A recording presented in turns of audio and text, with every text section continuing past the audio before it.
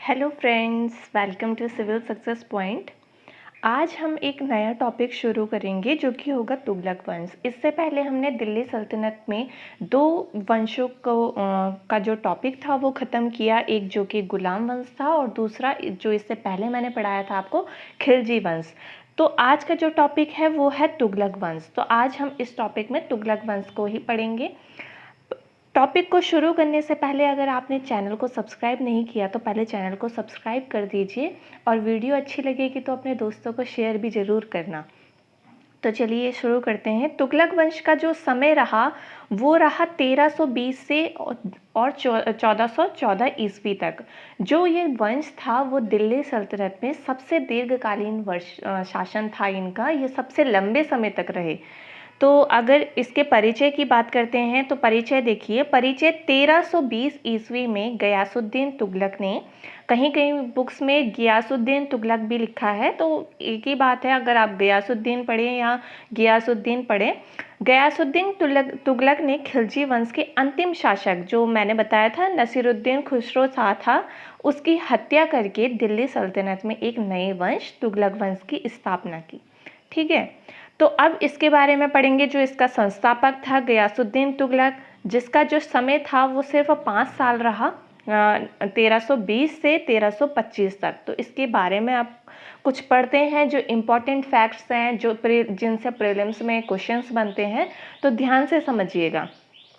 पहला जो है इसका फैक्ट, गाजी मलिक ने इस वंश की स्थापना की। तो इसका जो रियल नेम था, इसका जो वास्तविक नाम था वो गाजी मलिक था। ठीक है, और इस जो गयासुद्दीन तुगलक के नाम से बाद में प्रसिद्ध हुआ।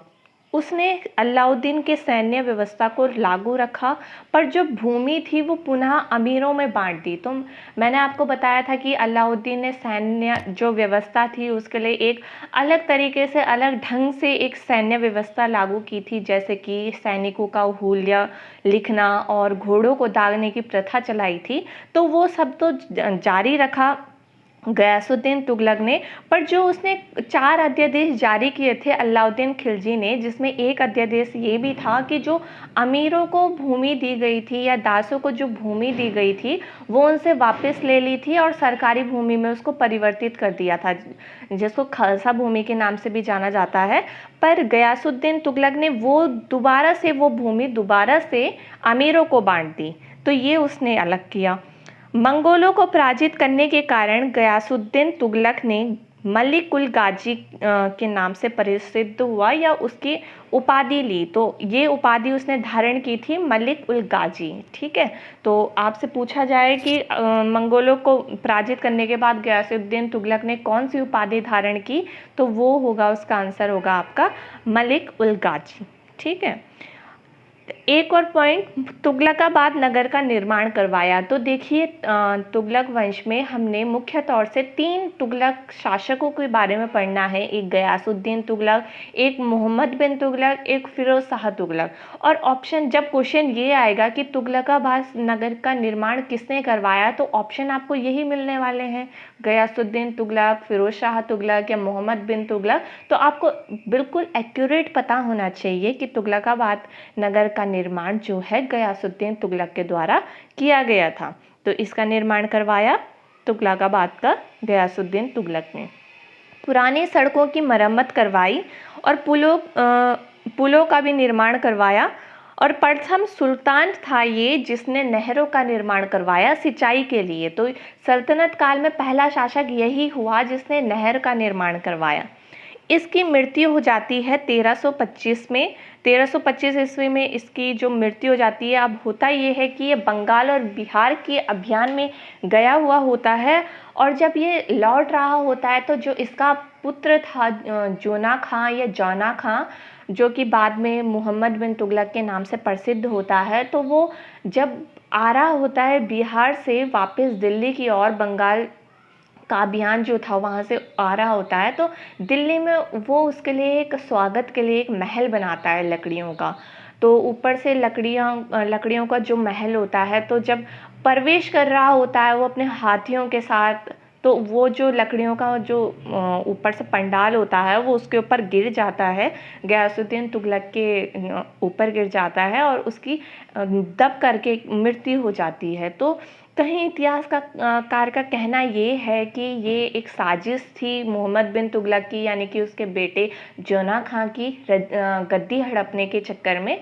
और कहीं इतिहासकार का ये भी कहना है कि जो निजामुद्दीन औलिया था उसके साथ भी उसके संबंध अच्छे नहीं थे, तो उसकी भी ये साजिश हो सकती है, क्योंकि दिल्ली पहुंचने से पहले ही उसने एक सेंटेंस कहा था कि हुनुच दिल्ली दूरस्त, मतलब हुजूर अभी तो दिल्ली दूर है, तो इसका मतलब ये है। तो इससे पता चलता है कि निजामुद्दीन औलिया के साथ भी उसके संबंध अच्छे नहीं थे, तो क्या पता उसकी भी साजिश रही होगी। पर ये कहा नहीं जा सकता कि अब गयासुद्दीन तुगलक की ये हत्या थी या उसकी सच में ही मृत्यु हुई थी अपने आप। तो इस फैक्ट से ऐसे क्वेश्चन नहीं बनेंगे, बस ये ध्यान में रखिए आप कि 1325 में उसकी मृत्यु हो जाती है। अब बात करेंगे मोहम्मद बिन तुगलक की। मोहम्मद बिन तुगलक का जो शासनकाल रहा वो 1325 से 1351 ईस्वी तक रहा। अब हालांकि ये तीनों तुगलक शासकों में सबसे प्रसिद्ध शासक था, तो इसकी जानकारी जो मिलती है, एक तो मिलती है तारीख फिरोज शाही से जो कि बरनी की रचना है, जियाउद्दीन बरनी की, और एक इसी के ही शासनकाल में मोरक्को का यात्री आता है इब्न बतूता, तो उसने अपना सारा यात्रा विवरण और अन्य चीज़ें जो हैं वो लिखी है किताबुल रहला में। तो इससे भी क्या है कि मोहम्मद बिन तुगलक की जानकारी मिलती है। तो चलिए अब मोहम्मद बिन तुगलक के बारे में पढ़ते हैं। जौना खां, कहीं कहीं बुक्स में जूना खां भी लिखा है, तो नाम पर थोड़ा बहुत अलग अलग रहता है हर बुक्स में, पर इतना भी अलग नहीं रहेगा। जौना खां पढ़े चाहे जूना खां पढ़े, एक ही बात है। जौना खां मोहम्मद बिन तुगलक के नाम से 1325 ईस्वी में गद्दी पर बैठा। इतिहास में वह बुद्धिमान मूर्ख शासक के रूप में प्रसिद्ध है। तो देखिए, अभी तक जितने भी सल्तनत काल में जितने भी शासक हुए, ये सबसे पढ़ा लिखा शासक था, पर फिर भी ये पागल मूर्ख ये सब कहलाया गया। इतिहासकारों ने इसको क्या क्या नहीं कहा है, पागल कहा है, मूर्ख बादशाह कहा है, स्वप्नशील कहा है, रक्त पिचासू कहा है।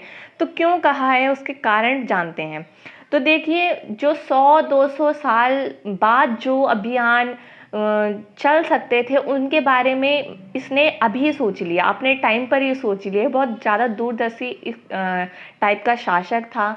तो इसने सबसे पहले तो क्या किया कि उसको अपना शासन जो था अच्छा करना था, तो सबसे पहले तो इसने कर वृद्धि कर दी, टैक्स में वृद्धि कर दी, जो कि पहले 1/4 से 1/6 थी, तो इसने कर जो कर दिया वो 1/2 कर दिया, कर बढ़ा दिया। और कहाँ बढ़ाया, दोआब क्षेत्र में, जहाँ नदियों का क्षेत्र होता है उसको दोआब क्षेत्र कहते हैं। तो होता ये है कि जहाँ पर भी नदी रहेगी वहाँ की जो भूमि होती है वो उपजाऊ होती है, फसल अच्छी होती है। तो फसल अच्छी होती तो जो किसान होते वो टैक्स अच्छा देते। पर उसकी किस्मत इतनी खराब होती है कि उस समय जिस समय इसने कर बढ़ाया उस समय अकाल पड़ जाता है, पर फिर भी वो मजबूती से टैक्स वसूलना चाहता था, कर वसूलना चाहता था। वो तो किस्मत खराब थी। दूसरी चीज़ ये हो गई कि वहाँ उस समय उसके शासनकाल के समय प्लेग जैसी बीमारी महामारी चल गई, तो ये उसकी किस्मत ही थी कि जो खराब थी। दूसरी चीज़ इसने क्या की कि राजधानी परिवर्तन कर दिया, दिल्ली से देवगिरी के भी कहाँ, दौलताबाद में। अपने जो राजगद्दी जब इसने 1325 में गद्दी पर बैठा उसके 2 साल बाद ही इसने राजधानी परिवर्तन कर दिया। अब किया क्या कि ये क्यों चाहता था ऐसा कि दिल्ली से देवगिरी इसने राजधानी परिवर्तित कर दी। तो एक इतिहासकार है बर्नी, तो बर्नी ये लिखता है कि ये चाहता था कि सेंटर में रह के मैं सब जगह शासन को अच्छे से देख पाऊँ। तो जो देवगिरी था यानी कि महाराष्ट्र के क्षेत्र में, तो वहाँ से जो है मिड हो जाता है भारत का, तो वो चाहता था कि यहाँ से जो है शासन अच्छा चलेगा। पर इसने एक मूर्खता ये की कि इसने एक अध्यादेश जारी कर दिया कि सारी जो जनता है वो हमारे साथ दिल्ली से देवगिरी चलेगी। अब हुआ तो ये कि अध्यादेश जारी कर दिया, सब लोग चल पड़े। आधे, इतनी जो डिस्टेंस थी, आधे लोग तो चलते चलते ही मर गए। जितने लोग पहुँचे तो उसके बाद वो वहाँ पर जो है सेटल नहीं हो पाए, फिर उनको क्या करना पड़ा, दोबारा देवगिरी से दिल्ली वापस आना पड़ा। तो दूसरी मूर्खता ये हो गई। तीसरी मूर्खता ये हुई कि एक खुरासान अभियान चलाया उसने मध्य एशिया में। तो मध्य एशिया में उसका ये था, जो मोटिव था, एम था कि हर समय जो है भारत पे ही आक्रमण कर रहे हैं सब, जो आक्रमणकारी हैं बाहर के मंगोल हैं, तो अब क्यों ना हम इन पे आक्रमण करें, क्योंकि उस समय जो मध्य एशिया की कंडीशन ये थी कि बहुत ख़राब हो जाती है, तो आक्रमण करना आसान था। उसने सोचा अच्छा था, तो आक्रमण करने के लिए ऐसे ही तो आक्रमण नहीं किया जाता, पहले उसकी जो है जो सैनिक व्यवस्था है उसको अच्छे से ट्रेन किया जाता है, फिर जाके ही आक्रमण होता है। तो जो सैनिक थे उनको बोला कि अब ये है आक्रमण करना है, तो उन जो बहुत से लाखों में जो सैनिक थे उनको 1 साल पहले ही एडवांस जो है वेतन दे दिया। अब दे दिया तो इससे क्या हुआ कि उसका जो भंडार था वो तो ख़त्म हो गया, पर 1 साल बाद हुआ ये कि जो मध्य एशिया की जो स्थिति थी, कंडीशन थी, वो तब तक वहाँ सुधर जाती है। फिर होता ये है कि जो इनका ये प्लान था आक्रमण करने का वो कैंसिल करना पड़ता है। तो तीसरा जो अभियान था वो भी खराब गया। चौथा अभियान कराचिल अभियान, जो कि कुमाऊं पहाड़ी में ये आक्रमण करते हैं, पहले तो सफल होता है, पर बाद में ये होता है कि जो पहाड़ियाँ थी उन के पीछे छिप करके वो आक्रमण नहीं कर पा रहे थे, तो बाद में हार जाते हैं और वहाँ से भाग करके इनको दोबारा से दिल्ली आना पड़ता है। तो ये कराचिल अभियान एक्चुअल में था कहाँ, हिमाचल प्रदेश की पहाड़ियों पर। पांचवा जो एक इम्पॉर्टेंट है, सांकेतिक मुद्रा। तो इसने क्या किया कि इसके पास जो था जो भंडार था पैसों का वो तो ख़त्म हो गया था, तो इसने सारी जनता से कहा कि जितने भी सोने चांदी के जो सिक्के हैं तुम्हारे पास वो जमा करा दो, और बदले में उनको तांबे और कांसे के सिक्के दिए गए। तो तांबे और कांसे के सिक्के दे तो दिए, पर उसमें इसने ये किया कि जो इसकी मुद्रा थी उसमें ऐसा कुछ भी संकेत नहीं था कि ये मुद्रा जो है असली है। जैसे कि जो इस टाइम पे करेंसी चलती है तो उसमें आपको पता चलता होगा कि किस ये असली है या नकली है, कुछ ना कुछ सरकार ऐसी व्यवस्था करती है, पर इसने ऐसा कुछ नहीं किया। तो जो इसने सिक्के जारी किए उससे कहीं गुना जो सिक्के थे वो नकली बना दिए लोगों ने। तो जब ऐसे में क्या हुआ कि सारी व्यवस्था जो थी बाजार की वो सारी खत्म हो गई, दाम बढ़ गए, क्योंकि सबके पास सिक्के ही सिक्के, पैसा ही पैसा हो गया था। तो जब वापस करवाने की बात आई कि अब सारी जनता जो है पैसे, जो सिक्के हैं तांबे और कांसे के जो सिक्के हैं वो वापस करे, तो कहा जाता है कि जितने तांबे और कांसे के सिक्के इसने शासक ने बांटे थे, मोहम्मद बिन तुगलक ने बांटे थे, उससे कहीं गुना ज़्यादा भंडार लग गया था तांबे और कांसे के सिक्के का।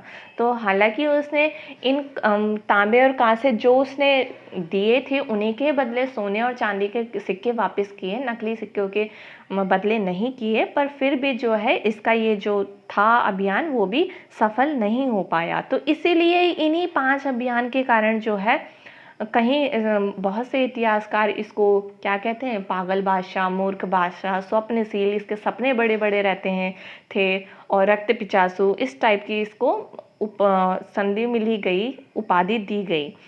दिल्ली का पहला सुल्तान ऐसा था ये जो हिंदुओं के त्यौहार होली में भाग लेता था। तो ये बहुत इंपॉर्टेंट फैक्ट है, कई बार पूछा गया है कि कौन सा शासक ऐसा था दिल्ली सल्तनत का जिसने होली के त्यौहार में भाग लिया था, जो कि हिंदुओं का त्यौहार होता है, तो वो है मोहम्मद बिन तुगलक। अब एक इसने कृषि के विकास के लिए गठन किया, आमीर कोई और दीवाने कोई का गठन किया। तो ये भी इसका उस तरह से उस हद तक सफल नहीं रह पाया, पर आपको ये याद करना है कि आमीर कोई या दीवाने कोई एक ही नाम है, कभी आमीर कोई आ जाएगा, कभी दीवाने कोई आ जाएगा। तो इसका गठन किस शासक ने करा था, तो वो है मोहम्मद बिन तुगलक। ठीक है।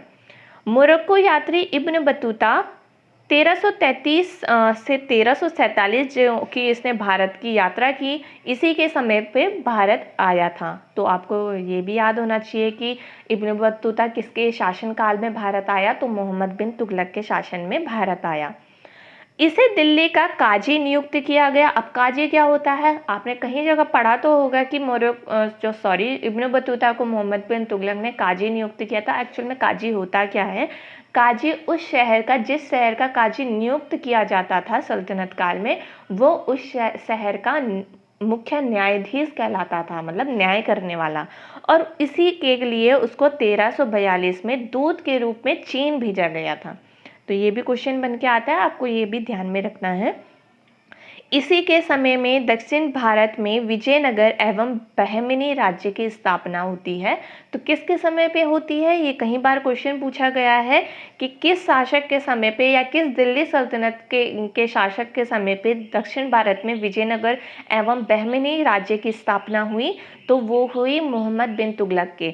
अब देखिए, इन जो इसके टॉपिक आएंगे वो भी अलग आएंगे। एक विजयनगर साम्राज्य का टॉपिक आएगा, एक बहमिनी साम्राज्य का टॉपिक आएगा। हालांकि वो मैं पढ़ा आपको इसके बाद भी सकती हूँ, क्योंकि इसके बाद इसके समय पे ही वहाँ पर दक्षिण भारत में इन साम्राज्य का जो है स्थापना हो जाती है। पर इसको एक सीरीज में पढ़ेंगे। अभी तुगलक वंश के बाद अभी सैयद वंश, लोदी वंश, फिर मुगल साम्राज्य पढ़ेंगे। उसके बाद दक्षिण भारत का जो इतिहास है उसको अलग से पढ़ेंगे, ताकि आपको सीरीज पता चल सके। बस आपको ध्यान ये रखना है कि इसके जो ये विजयनगर और बहमनी राज्य थे वो किसके समय स्थापित हो गए थे। तो ये आपको अच्छे से याद रखना है, वो हुए थे मोहम्मद बिन तुगलक के समय पर। इसकी मृत्यु 1351 में हुई। प्रसिद्ध इतिहासकार बदायूनी लिखता है। आप देखिए, आपको इतिहासकार का नाम भी याद रखना है, किसने कहा। तो बदायूनी लिखता है, अनंतः लोगों को उससे और उसे लोगों से मुक्ति मिल गई। तो ये जो स्टेटमेंट है कई बार पूछा गया है कि ये किसने किसके लिए लिखा।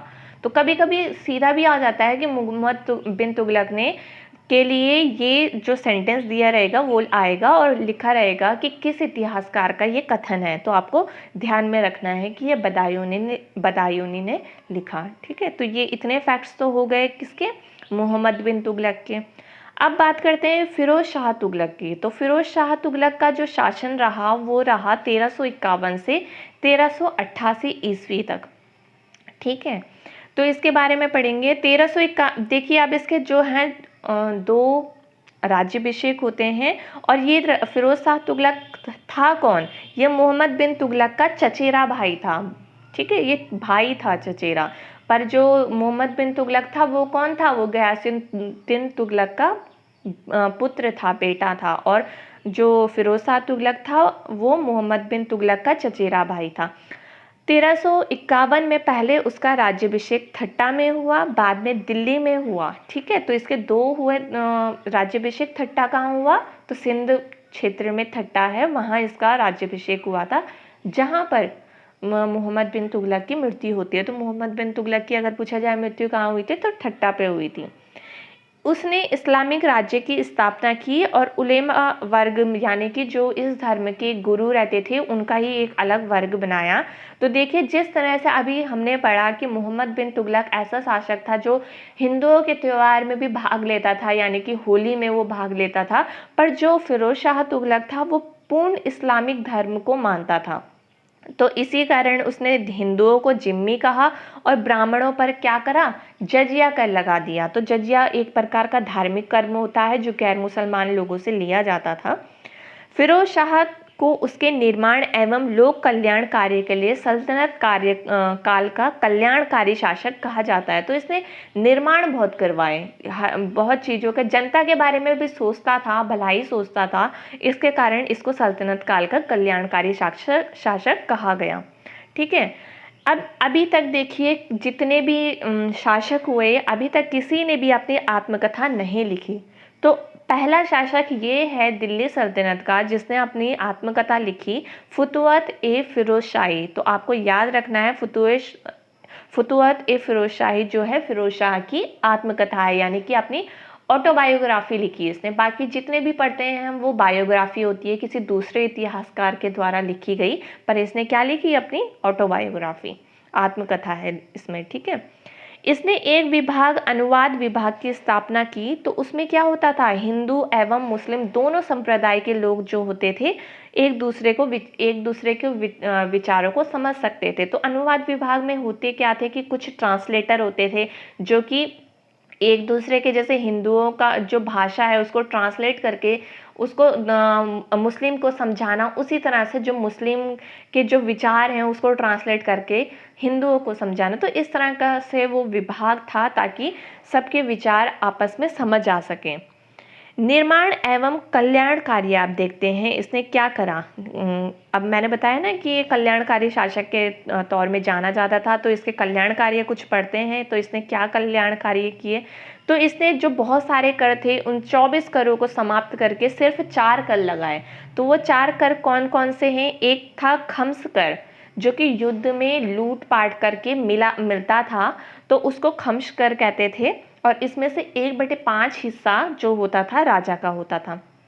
खराज कर, तो खराज कर वही है जो फसल से या इस चीज़ से लिया जाता था, यानी कि आप लगान कह सकते हैं इसको। जजिया कर, जजिया कर मैंने बता दिया आपको किस पे लगाया जाता था, गैर मुसलमान लोगों पे यानी कि हिंदुओं पे, है ना। और जकात, जकात होता था मुसलमानों पे ही लगता था ये कर, मुस्लिम लोगों पे। और ये इनकी आमदनी का कितना होता था, 2.5%, मतलब 2.5% ये लोग कर देते थे अपनी आमदनी का। तो ये 4 कर उसने सिर्फ लगाए 24 करों को समाप्त करके।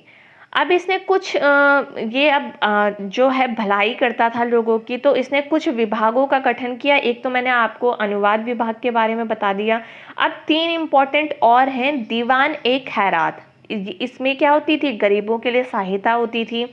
दीवान ए बंदगान, ये दासों के लिए था। और दार उल सफ़ा जो कि एक राजकीय अस्पताल था। ठीक है, तो ये 3 भी आपको याद रखने हैं कि इसका गठन किसने किया था, तो फिरोज शाह तुगलक ने। दीवाने खैरात, दीवाने बंदगान, दारुल शफा और एक अनुवाद विभाग। ठीक है, फिरोज शाह तुगलक द्वारा अशोक के 2 स्तंभों को टोपरा और मेरठ से दिल्ली लाया गया। तो अशोक कौन, जो प्राचीन भारत के इतिहास में पढ़ा था, अशोका द ग्रेट, पता होगा आपको। उसी के 2 स्तंभों को टोपरा से, मेरठ से दिल्ली लाया गया। तो कौन लाया ये भी आपको पता होना चाहिए, फिरोज शाह तुगलक। फिरोज शाह तुगलक ने कुतुब मीनार की मरम्मत करवाई। तो मरम्मत फिरोज शाह तुगलक ने करवाई। अगर पूछा जाए कुतुब मीनार की नींव किसके द्वारा रखी गई थी, तो कुतुबुद्दीन ऐबक के। उसको पूरा किसने करवाया था, तो इल्तुतमिश ने। और उसकी मरम्मत किसने करवाई, तो फिरोज शाह तुगलक ने। तो कभी कभी क्वेश्चन ये भी बन जाता है कि कुतुब मीनार से संबंधित कौन कौन शासक थे, तो उसमें फिरोज शाह तुगलक का नाम भी आता है। अगर आपने वो टिक नहीं किया तो वो आपका आंसर गलत हो जाएगा। मतलब अगर ऑप्शन ऐसे आए ना कि कुतुबुद्दीन ऐबक, इल्तुतमिश, फिरोज शाह तुगलक और एक और नाम दे दिया जाएगा, तो आपका आंसर होना चाहिए 1 2 3, ऐसे करके आंसर होना चाहिए। ठीक है, उसने सिक्कों पर खलीफा का नाम अंकित करवाया था। और उसके समय का जो मुख्य वास्तुकार था उसका नाम था मलिक गाजी सहना। ठीक है, तो अब चलते हैं, आगे बढ़ते हैं।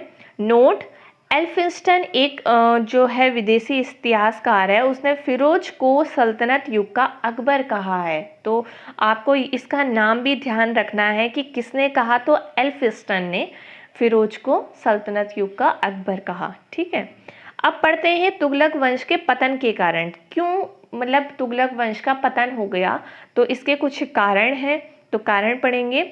सबसे पहले थोड़ा सा जान लेते हैं। दिल्ली सल्तनत की स्थापना 1206 से लेकर तुगलक वंश 1320 से 1414 ईस्वी तक जितने भी राजवंशों ने दिल्ली पर शासन किया, उसमें तुगलक वंश का शासनकाल सबसे दीर्घकालिक रहा। तो मैंने ये आपको स्टार्टिंग में ही बताया कि जितने भी सल्तनत काल के जितने भी वंश रहे उनमें से सबसे ज़्यादा लंबे समय अगर किसी का रहा तो वो तुगलक वंश का रहा। अब इसके पतन के क्या क्या कारण थे, तो उनको देखिए। फिरोज शाह तुगलक के जो उत्तराधिकारी थे वो शासन चलाने में अयोग्य साबित हुए। तो वो उतने योग्य नहीं थे जो कि इतना बड़ा साम्राज्य चला सकें, तो इसलिए पहला कारण तो ये है। दूसरा कारण है कि अमीरों के बढ़ते प्रभाव, षड्यंत्र, विलासितापूर्ण जीवन ने दरबार में गुटबंदी पूर्ण वातावरण स्थापित कर दिया, जिससे सल्तनत की सत्ता कमजोर हो गई। अब होता ये था कि जो अमीर थे, दास थे, वो सब भी महत्वाकांक्षी हो जाते थे राजा को देख देख करके। उनका मन भी करता था कि आगे चल करके हम भी राजा बने, हम भी जो है सत्ता संभालें। तो इस तरह से दूसरा कारण ये है। तीसरा कारण कमजोर राजनीतिक अवसर का, अब राजनीतिक जो है इनका जो शासन है वो कमजोर हो गया। तो कमजोर राजनीतिक अवसर का लाभ उठाकर तैमूर लंग ने 1398 में भारत पर आक्रमण किया। तो आपको ध्यान में रखना है कि तैमूर लंग का जो आक्रमण हुआ वो कब हुआ, तो वो हुआ 1398 में, जिसका सामना सुल्तान नसरुद्दीन महमूद शाह नहीं कर पाया और अंततः तुगलक वंश का पतन हो गया। तो आपको ये भी अच्छे से ध्यान में रखना है कि तैमूर लंग का आक्रमण कब होता है, तो 1398 में, यानी कि जो फिरोज शाह तुगलक का जो शासन काल रहा, मैंने आपको बताया था 1388 तक रहा। तो उसके बाद 1398 में जो है तैमूर लंग का आक्रमण होता है। पर ये धीरे धीरे होता ये है कि जब आक्रमण होता है तो उसके बाद इसका सामना जो है कि नसीरुद्दीन महमूद शाह नहीं कर पाता, पर ये धीरे धीरे कर करके, मतलब 1398 में आप ये भी कह सकते हैं कि सैयद वंश जो है उसकी स्थापना थोड़ी बहुत हो चुकी थी, पर जो गद्दी में बैठा वो 1414 ईस्वी में ही बैठा। तो इस तरह से ये थोड़ा थोड़ा ऐसा करके खींच खींच करके 1414 तक इनका शासन काल रहा तुगलक वंश का। पर पतन जो है वो फिरोज शाह तुगलक के ही बाद से हो जाता है। तो उसके बाद जो 1414 ईस्वी में सैयद वंश का जो था खिज्र खां, वो गद्दी पर बैठता है। तो इस तरीके से जो है तब तक 1414 तक चलता है शासन तुगलक वंश का। तो इस तरह से आप इन तीनों शासक के इम्पोर्टेंट फैक्ट्स अच्छे से याद रखेंगे, जितना भी मैंने बताया गयासुद्दीन तुगलक के बारे में, मोहम्मद बिन तुगलक के बारे में और फिरोज शाह तुगलक के बारे में। इनसे आपके सारे ही प्रीलिम्स के फैक्ट्स कवर हो जाएंगे। आप इनको अच्छे से रिवाइज करिए और इनके एमसीक्यूज खुद से बनाने की कोशिश करिए। जैसे मैं आपको बीच बीच में बताती हूँ कि इस तरह से क्वेश्चन आता है, इस तरह से क्वेश्चन बन सकते हैं या बनते हैं, बन चुके हैं, पेपर में आ चुके हैं पहले भी। तो इस तरह से खुद भी अपनी प्रैक्टिस किया कीजिए कि किस तरह से एमसीक्यूज बनाए जाए, उससे अच्छी तैयारी होती है। तो अब जो आगे जो टॉपिक होगा वो सैयद वंश का होगा। तो सैयद वंश में मिलेंगे जो नेक्स्ट टॉपिक होगा। तब तक इसको अच्छे से दोबारा से रिवाइज करना। अपना ध्यान रखना। तब तक बाय बाय, टेक केयर।